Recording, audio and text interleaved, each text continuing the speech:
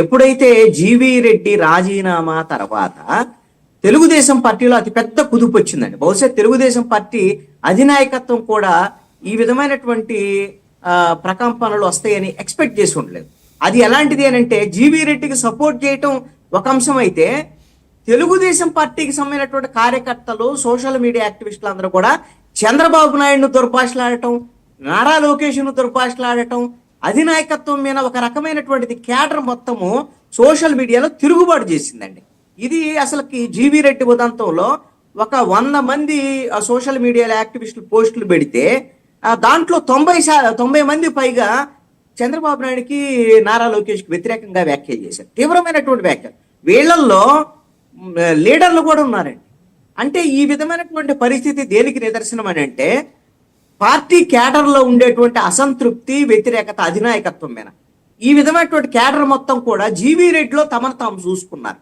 అరే, ఇంత మన అన్యాయం జరుగుతుంది, అధినాయకత్వం ఇష్టారాజ్యంగా వ్యవహరిస్తుంది అనేటువంటి దాని మీద ఈ తిరుగుబాటు జరిగింది. దీంతో తెలుగుదేశం పార్టీ అధినాయకత్వం అనేటువంటిది ఒక రకమైన తీవ్రమైనటువంటి ఆందోళన చెందింది. అది కూడా ఎప్పుడు జీవీ రెడ్డి రాజీనామా చేసింది ఎమ్మెల్సీ ఎలక్షన్స్. ఈ రోజున ఎమ్మెల్సీ ఎలక్షన్ ఉంది. ఈ ఎమ్మెల్సీ ఎలక్షన్ మీద ఆ ప్రభావం పడేదానికి కూడా అవకాశం ఉండొచ్చు.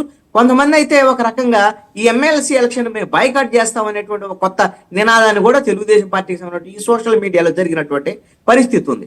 ఈ నేపథ్యంలో కనీసం ఈ ఎమ్మెల్సీ ఎలక్షన్స్ సంబంధించినటువంటి ఈ రోజు జరిగేటువంటి దాని మీద జీవీ రెడ్డికి సంబంధించినటువంటి రాజీనామా ఎఫెక్టు, జీవీ రెడ్డికి సంబంధించినటువంటి అరెస్ట్ తర్వాత క్యాడర్ మొత్తం కూడా తెలుగుదేశం నాయకత్వం మీద తిరుగుబాటు, ఎన్ని అంశాలు కొంత డైవర్ట్ చేయాలంటే సోషల్ మీడియాకు వాళ్ళకు మళ్ళీ ఒక పని కావాలి.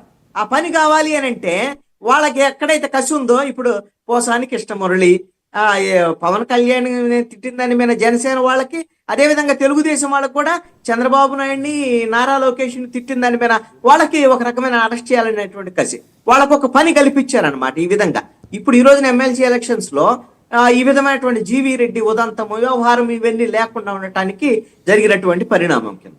అదేవిధంగా కోర్టు కూడా చాలా ఈ అరెస్టులకు సంబంధించినటువంటి విషయంలో బిఎన్ఎస్ 111 మీరు వ్యవస్థీకృత నేరం కింద ఎందుకు పెడుతున్నారు, దీని మీద ఆధారాలు చూపించట్లేదు అనేటువంటి అంశాలు కూడా ఉన్నాయి. ఇవన్నీ కూడా మరి ఈ సెక్షన్ల కింద కేసు నమోదు చేశారు కాబట్టి మరి కోర్టు ముందు పోలీసులు ఆ విధమైనటువంటి ఆధారాలు చూపిస్తారా లేదా, కోర్టు ఎలా రెస్పాండ్ అవుతుంది అనేటువంటి విషయం అయితే చూడాల్సినటువంటి పరిస్థితి అయితే ఉంది. అయితే జీవీ రెడ్డికి సంబంధించినటువంటి అరెస్టు విషయంలో ఒక చర్చ, మీరు ఈ డిబేట్ లో కూడా ఆయనకి ఎమ్మెల్సీ ఇస్తారు మళ్ళీ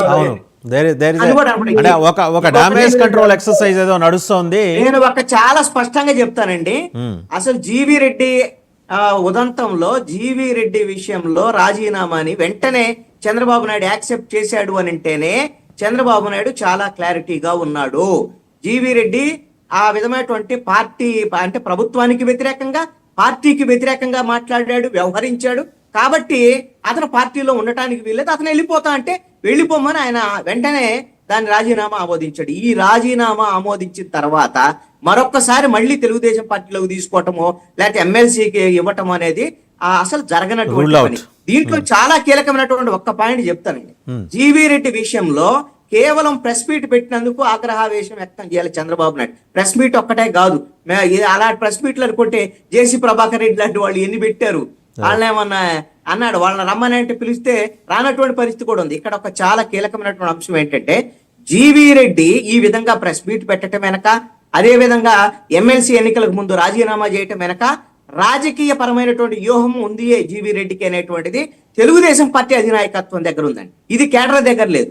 ఆ అధినాయకత్వం ఏం భావిస్తుందంటే, జీవీ రెడ్డి బీజేపీకి సంబంధించినటువంటి పెద్దలతో ములాఖత్ అయ్యి ఆల్రెడీ అలాంటి వాళ్ళతో వాళ్ళ కాంటాక్ట్ లో ఉండి భవిష్యత్తులో తన రాజకీయాలన్నీ కూడా బీజేపీతో వెళ్లాలనేటువంటి దాని మీద ఉన్నటువంటి ఈ పోస్ట్ వల్ల ఉపయోగం లేదు. కాబట్టి ఈ సమయంలో తెలుగుదేశం పార్టీని దెబ్బతీసేటువంటి విధంగా వ్యవహరిస్తే బీజేపీకి సంబంధించినటువంటి వాళ్ళ ఇచ్చినటువంటి ఆదేశాల మేరకు చేసినటువంటి యాక్ట్ ఇది. ఇంటెలిజెన్స్ రిపోర్టు చంద్రబాబు నాయుడుకు ఉన్నటువంటి నేపథ్యంలోనే ఈ విధమైనటువంటి ఆయన బయటికి వెళ్లేటువంటి విధంగా చంద్రబాబు నిర్ణయం తీసుకున్నారు.